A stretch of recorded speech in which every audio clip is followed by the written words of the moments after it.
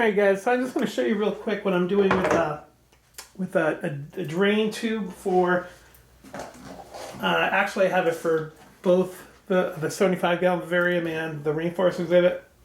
And all I'm doing is I'm putting a wet dry vac, like one of the 2 gallon ones or 3 gallon ones, permanently underneath.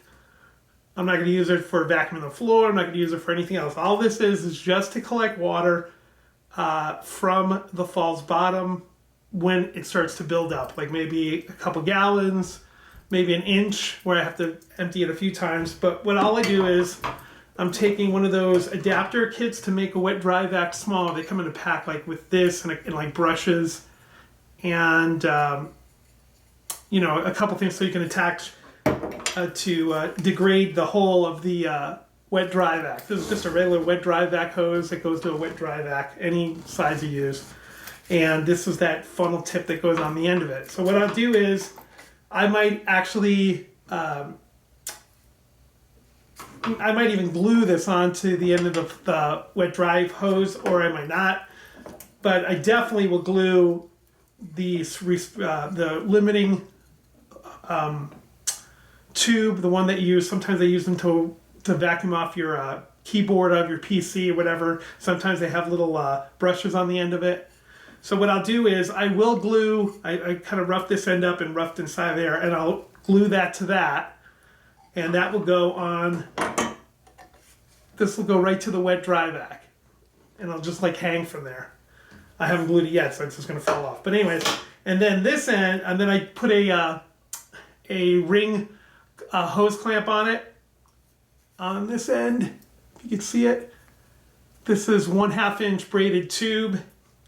And then the other end will go to the PVC line directly into the back of the cage, or if I put it, you could either, if your enclosure has a hole dedicated for drainage, or if you make your own, or you could actually put it over the top like I did on the 75 gallon, where I actually did something like this and put this on the lid of the aquarium.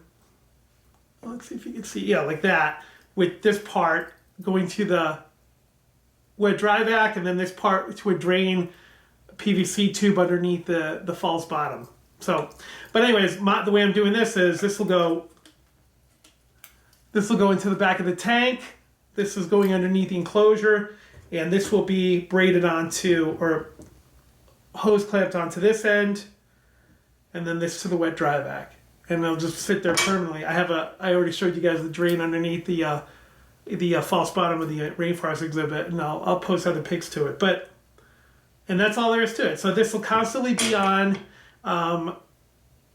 connected to the wet dry vac through this braided line, like I just showed you, like that. And then this was to the tank, the enclosure, you know, PVC glued. And I could even put this on a timer if I wanted to, just so it kicks on like 5-10 minutes. Usually I wouldn't do that because I want to make sure, let's say if there's like 4 gallons of water and it's just cycles are spraying out of the wet dry vac. So usually I wouldn't put it on a timer, but you can if you know that there's only a certain amount of water it's going to be collecting during a certain time and you're vigilant and checking. But I will probably end up just putting it on there and just flicking on the wet dry vac once in a while. If I see water build up, I put a little sight glass, a little sight area, so I can see how far the water is on the false bottom getting high or low.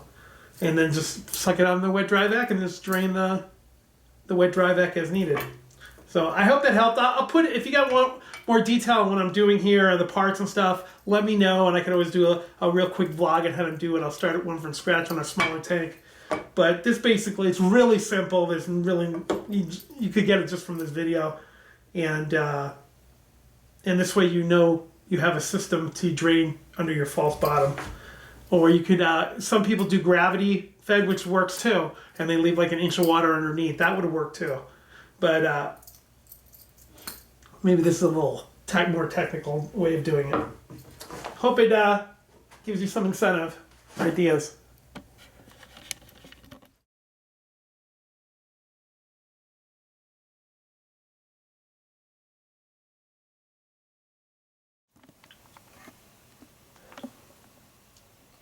Alright, to give you an idea, so that was the drain that I just did with dry vacs connected to it.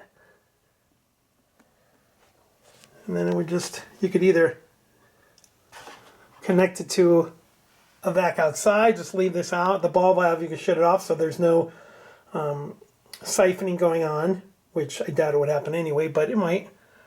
So you could have that, turn off the ball valve in the back, and just have this, the hose sitting there. When you're ready to turn it on, hook the shop vac to it, make sure the ball valve's open, and then hit it, and any water, hit the power on, any water that's in the bottom will get sucked out down through here into a dry vac, and you just empty it. When you're done, turn on the off the ball valve, unplug it. Make sure that there's no water in here dripping on the floor, so you might want to put like a rag or something in the end, or a sponge or something, or maybe just have a little hook here and hang it so it's higher. And then that's it. So that's the inside of it. And then, oh, there it is. The drain right there with the ball valve. That's it.